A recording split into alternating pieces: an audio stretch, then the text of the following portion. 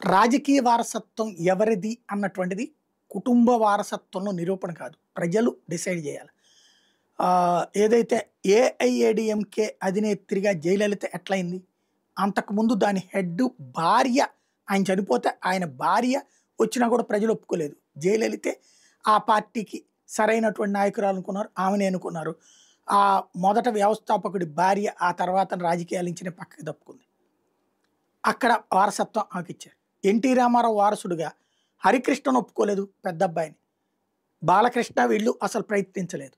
కానీ అల్లుడు చంద్రబాబును ఒప్పుకున్నారు, అధికారాన్ని అప్పజెప్పారు. అది అక్కడ ప్రజలు, మన ఆంధ్ర ప్రజలు వారసత్వం అల్లుడికి ఇవ్వడాన్ని అంగీకరించారు. అదే సందర్భంలో ఇక్కడ రాజకీయం చూసుకుంటే ఏది మన ఇప్పుడు తమిళనాడు డిఎంకేలో అళగిరి, స్టాలిన్ ఇద్దరు అన్నతమ్ములు. స్టాలిన్ తమ్ముడు అళగిరి అన్న. అళగిరి తను పెద్ద కొడుకుగా తనకు వారసత్వం వస్తుంది అనుకున్నాడు, కానీ తనకు రాలేదు. అక్కడున్న పబ్లిక్ స్టాలిన్ని ఎన్నుకున్నారు. తద్వారా అన్న కొంచెం ఎదురు తిరిగి సొంత పార్టీ పెట్టుకుని కాలగర్భంలో కలిసిపోయాడు.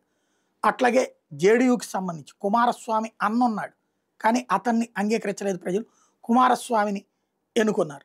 ఆ తర్వాత ఆ పార్టీ శాంతం దాదాపుగా దెబ్బతిని ఇప్పుడు బీజేపీతో కలిసి అది బ్రతుకుతోంది. బట్ కుమారస్వామిని దేవగౌడ వారసుడిగా చూశారు.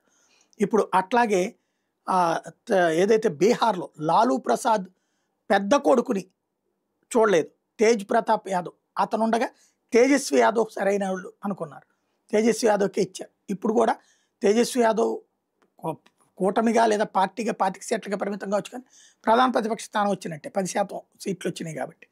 సేమ్ టైం సొంత నియోజకవర్గంలో కష్టపడ్డా గెలిచాడు. తేజ్ ప్రతాప్ యాదవ్ 3వ స్థానంతో సరిపెట్టుకోవాల్సి వచ్చింది.